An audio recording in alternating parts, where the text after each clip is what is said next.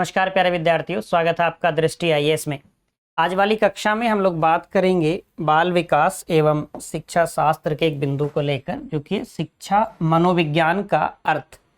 शिक्षा और शिक्षा से मतलब एक बार तो शिक्षा का अर्थ समझ लेंगे, फिर मनोविज्ञान का अर्थ समझ लेंगे, तब जाके बात करेंगे शिक्षा मनोविज्ञान की। तो इसमें हमें पहले समझना है शिक्षा का क्या अर्थ है, फिर बात करेंगे मनोविज्ञान का क्या अर्थ है, और फिर बात करेंगे इन दोनों को मिलाकर, यानी कि शिक्षा मनोविज्ञान का क्या अर्थ है। देखिए, शिक्षा का जो अर्थ अभी तक हम ग्रहण करते आए हैं, या हम कहें कि जितना अर्थ शिक्षा का हम समझते हैं, शिक्षा का अर्थ हमारे अनुसार ये है कि हमें एक निर्धारित पाठ्यक्रम को पढ़ना है। उस निर्धारित पाठ्यक्रम को पढ़ने के बाद में हमको अपना जीवन यापन करना है, यानी कि नौकरी करनी है या व्यवसाय करना है किसी भी अन्य तरीके से। तो शिक्षा का अर्थ हम केवल ये ग्रहण करते हैं, यानी कि जो एक निर्धारित पाठ्यक्रम के इर्द गिर्द है या उस पाठ्यक्रम पर आधारित है, उसे हम शिक्षा कहते हैं, या उसका अर्थ हम शिक्षा समझते हैं। बात समझ पा रहे हैं? जबकि यदि हम शिक्षा का व्यापक अर्थ समझने का प्रयास करें तो हम ये सीखेंगे कि बहुत सी ऐसी चीजें हैं जिनका कोई निर्धारित पाठ्यक्रम नहीं है, लेकिन वो चीजें भी हमें ज्ञान देती हैं। जैसे जब जब शिक्षक दिवस आता है तो आपने देखा होगा कि बहुत सारे लोग स्टेटस लगाते हैं, ये कोड डालते हैं कि जिंदगी को भी हैप्पी टीचर्स डे, तूने भी बहुत कुछ सिखाया है। वहाँ वो किस बारे में बात कर रहे हैं? यानी अनुभव के बारे में बात कर रहे हैं कि जो जीवन के अनुभवों से हमने कुछ सीखा है वो भी तो शिक्षा है। अब जीवन के अनुभव कैसे हो सकते हैं? सुखद अनुभव हो सकते हैं, कुछ कटु अनुभव हो सकते हैं, यानी कि वो जो सुखद अनुभव है, या हम ये कहें कि कुछ दुखद या कुछ कटु अनुभव है, वहां से भी तो हमको शिक्षा प्राप्त हुई। मैं हमेशा एक उदाहरण देता हूं कि हम सड़क से जा रहे हैं और हमें ठोकर लग गई। अब वहां से भी हमने कुछ सीखा कि भाई, यानी कि इस रास्ते पर थोड़ा सा देखकर चलना है, संभल कर चलना है। बात समझ आ रही है? तो ये शिक्षा का व्यापक अर्थ हो जाएगा, यानी कि जिसमें हम ये कह देंगे कि जिसमें एक व्यक्ति जीवन भर एक विद्यार्थी रहता है, वो जीवन भर कुछ ना कुछ सीखता रहता है, इसका कोई निर्धारित निश्चित पाठ्यक्रम नहीं होता। यानी कि जो हमने सीमाओं में शिक्षा के अर्थ को अभी बांधा हुआ है, एक सीमित निर्धारित पाठ्यक्रम है, इसको पूरा करना है, पूरा करने के बाद अपना जॉब करनी है या व्यवसाय करना है या कुछ भी। बिंदु स्पष्ट है? बात करें यदि मनोविज्ञान की, तो मनोविज्ञान के बारे में आप अभी के लिए इतना समझ सकते हैं, जब आगे हम इसके कि भाई ये दो शब्दों से मिलकर बना है, साइकी का अर्थ क्या है, लोगस का अर्थ क्या है, वो आगे विस्तार से बात होंगी ही उसको लेकर। अभी के लिए इतना समझ सकते हैं कि यदि हम ये कह दें कि मनोविज्ञान का तात्पर्य क्या हो जाएगा, कि जिसमें आत्मा का या जो विचार विमर्श वाली बात है, ये जब हम दोनों साथ में अभी समझ रहे होंगे तब ये और स्पष्ट हो जाएगा। तो शिक्षा का अर्थ समझ में आया। मनोविज्ञान को लेकर हम ये कह सकते हैं, जैसे आत्मा के बारे में या विचार विमर्श के बारे में, या सरल ये याद रख सकते हैं कि आत्मा के बारे में विचार विमर्श या अध्ययन करना मनोविज्ञान कहलाता है। अब जब हम इन दोनों को जोड़कर शिक्षा मनोविज्ञान का क्या अर्थ हुआ, या मैं आपसे कहूं, आपके मन में ये वाजिब प्रश्न आना चाहिए कि ये बिंदु आपके पाठ्यक्रम में है क्यों? बात समझ पा रहे? ये बिंदु आपके पाठ्यक्रम में है क्यों? तो इसको ऐसे समझ लेंगे कि अभी का जो हमारा आधुनिक वर्तमान परिवेश है, इस परिवेश में शिक्षा अब वैसी नहीं है कि हम बलपूर्वक रटाने पर या सूचनाओं को मस्तिष्क में बैठाने पर बल देते हैं। अब चीजों को स्मृति स्तर से बोध स्तर तक लाने का प्रयास होता है, यानी कि चीजें बलपूर्वक बालकों को, छोटे बच्चों को रटाने पर बल नहीं दिया जाता। ऐसे में जब आपको बच्चों को न तो भयभीत करना है, ना ही उनको बलपूर्वक कोई सूचनाएं या कोई तथ्य जानकारी रटवानी है, जबरदस्ती उनके मस्तिष्क में सूचनाएं नहीं बैठानी है कि आप उनकी स्मृति में बस अंकित कर दीजिए, यही एक ध्येय है। पहले होता था, अभी वो समय नहीं है। बिंदु स्पष्ट है?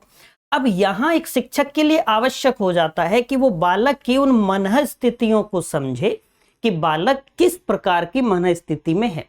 यदि वो उसके, मान लीजिए वो किसी चीज को लेकर परेशान है, या मन में किसी बात को लेकर द्वंद्व है, वो भयभीत है, तनाव में है, कोई भी अन्य कारण हो सकता है, तो ऐसे में उसका जो अधिगम होगा वो प्रभावी नहीं होगा।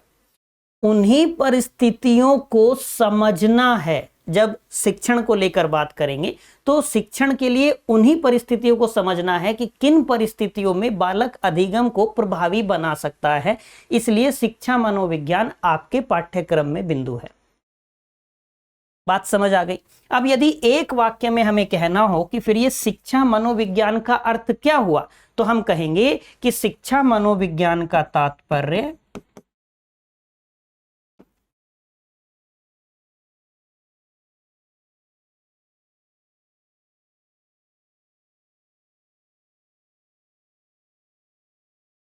शिक्षण एवं अधिगम कह लीजिए या कह दें हम सीखने की प्रक्रिया, अधिगम कह सकते हैं, अधिगम प्रक्रिया या सीखने की प्रक्रिया को सुधारने के लिए, प्रक्रिया को सुधारने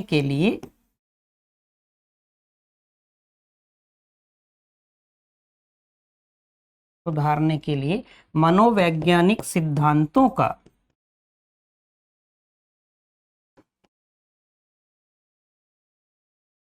प्रयोग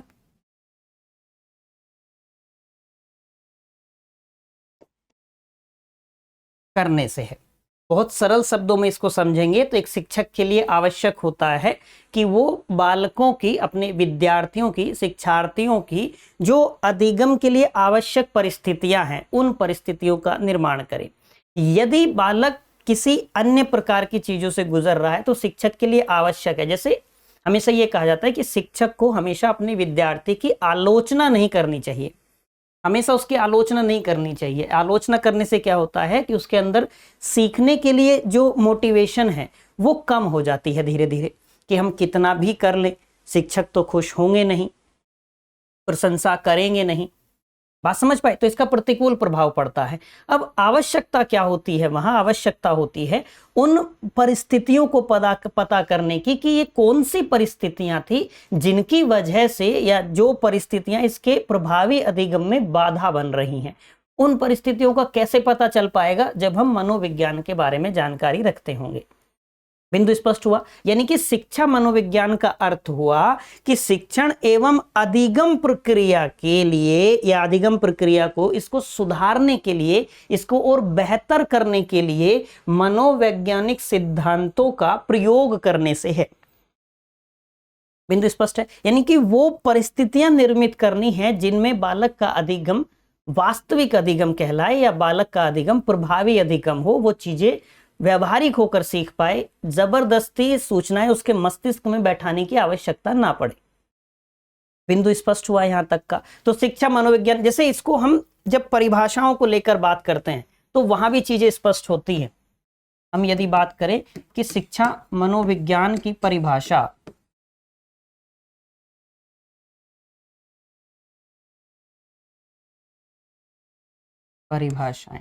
कुछ तो 3 शिक्षा मनोवैज्ञानिकों के अनुसार बात कर लेंगे तो चीजें स्पष्ट हो जाएंगी। जैसे एक हम बात कर लेते हैं स्किनर के अनुसार। स्किनर साहब ने क्या कहा शिक्षा मनोविज्ञान के बारे में? इन्होंने कहा कि शिक्षा मनोविज्ञान मनोविज्ञान की वह शाखा है जो शिक्षण और सीखने की प्रक्रिया या शिक्षण और अधिगम से संबंधित है। स्किनर साहब ने क्या कहा कि शिक्षा मनोविज्ञान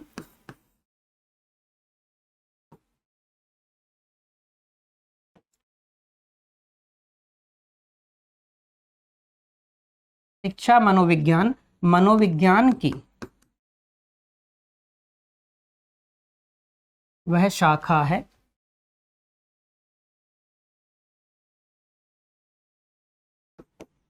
जो शिक्षण एवं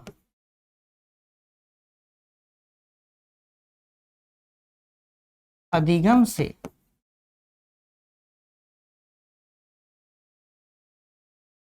संबंधित है। दोनों बातें, यानी कि कौन कौन सी? एक शिक्षण और दूसरा अधिगम। बिंदु स्पष्ट है यहां तक का?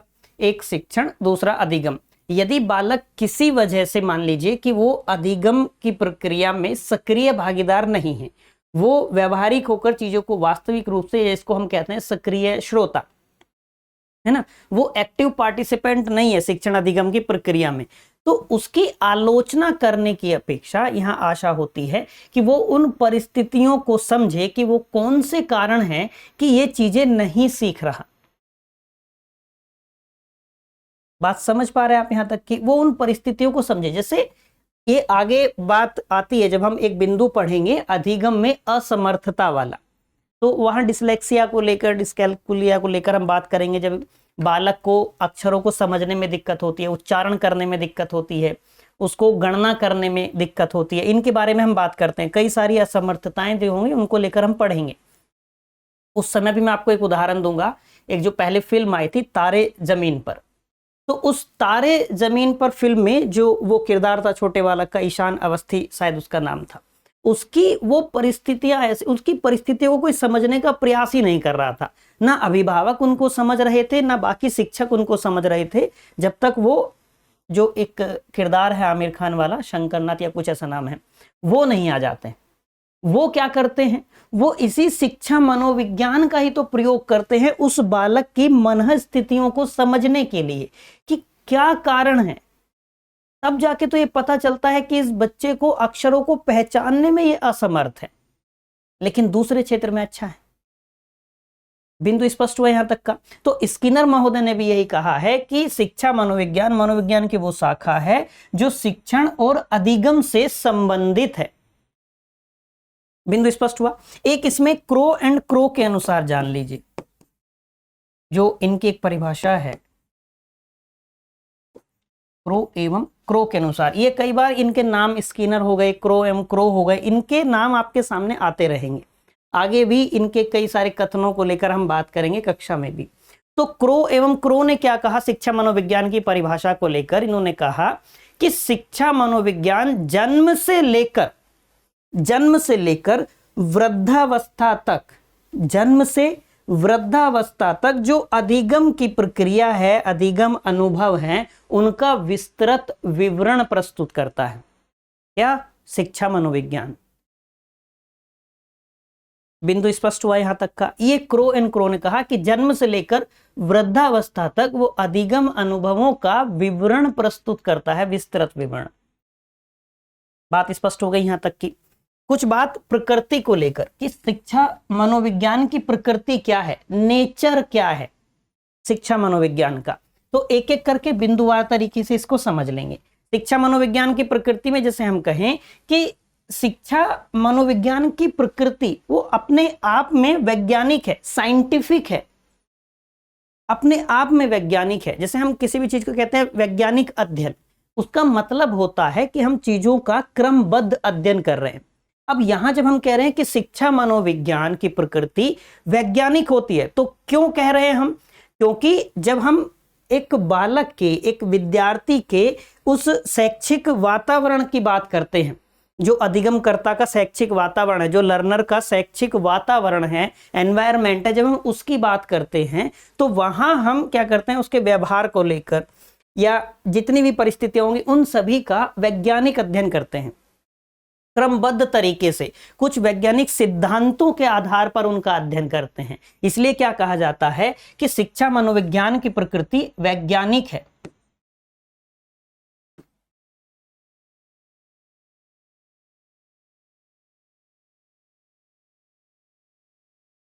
इसकी प्रकृति वैज्ञानिक है। क्यों है प्रकृति वैज्ञानिक? क्योंकि ये शैक्षिक वातावरण में जो लर्नर है, अधिगम करता है, उसके व्यवहार का वैज्ञानिक विधियों, नियमों और सिद्धांतों के माध्यम से अध्ययन किया जाता है।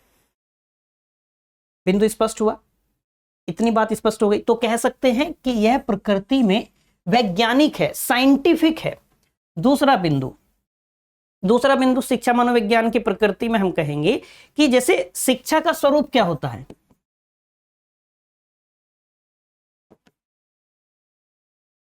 जैसे आप कहेंगे कि शिक्षा का स्वरूप कैसा होता है? शिक्षा का स्वरूप होता है सिंथेटिक, यानी कि संश्लेषणात्मक, जिसमें संश्लेषण किया जाता है, चीजों को जोड़ा जाता है। जबकि जब हम मनोविज्ञान की बात करते हैं तो मनोविज्ञान का स्वरूप कैसा है? वो विश्लेषण करने वाला है। वो उन कारणों का पता करेगा, उन स्थितियों की खोज करेगा कि कौन सी स्थितियां इस कार्य के लिए जिम्मेदार थी। बात समझ पा रहे हैं? तो जब हम शिक्षा के स्वरूप की बात करते हैं तो शिक्षा का स्वरूप कैसा हो, सिंथेटिक होता है। जबकि जब मनोविज्ञान की बात आ जाएगी, उसमें शिक्षा मनोविज्ञान आप जोड़ लीजिए, तो शिक्षा मनोविज्ञान का स्वरूप कैसा हो जाएगा, एनालिटिक, विश्लेषणात्मक। बात समझ पा रहे हैं? यानी कि उन स्थितियों का पता किया जाएगा, उन कारणों का पता किया जाएगा जो अधिगमकर्ता के प्रभावी अधिगम में बाधा हैं या बाधक हैं। बिंदु स्पष्ट हुआ? तो दूसरा बिंदु हम क्या कह सकते हैं, हम ये कह सकते हैं कि शिक्षा मनोविज्ञान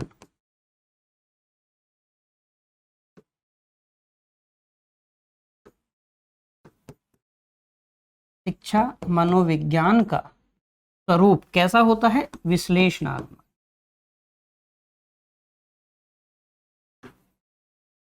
विश्लेषणात्मक, एनालिटिक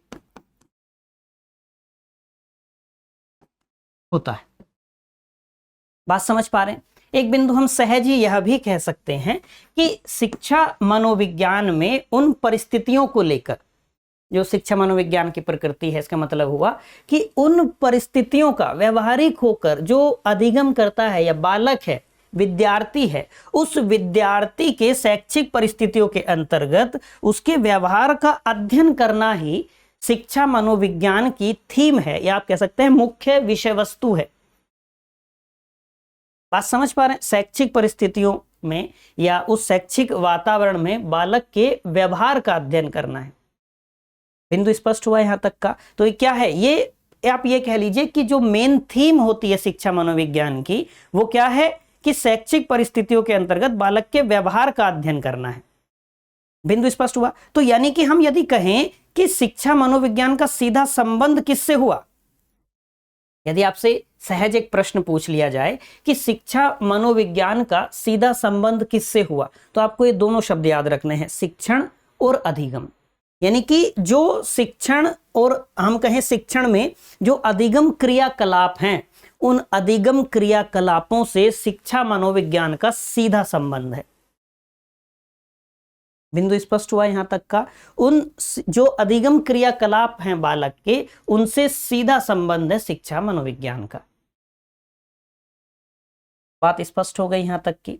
तो ये क्या है, ये शिक्षा मनोविज्ञान की प्रकृति है। तो शिक्षा को समझ लेंगे, मनोविज्ञान को समझ लेंगे, फिर इन दोनों को साथ में करके समझते हैं शिक्षा मनोविज्ञान। तो ये ध्यान रखना है, एक बालक के लिए अधिगम की जो परिस्थितियां हैं, उनके कारणों को लेकर उनके कारणों का पता करना होता है।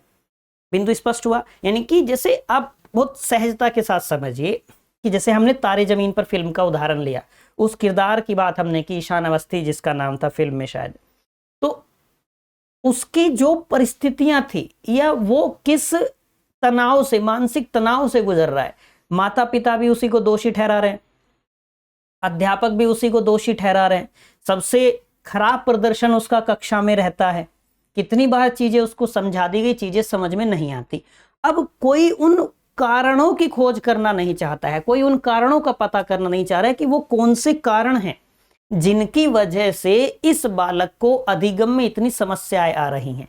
उन कारणों का पता करना ही शिक्षा मनोविज्ञान है। बिंदु स्पष्ट हुआ? यानी कि जब अधिगम, हम ये कहते हैं जब शैक्षिक वातावरण हो या शैक्षिक परिस्थितियां हो, तो उनमें उन बालक के व्यवहार का अध्ययन करना।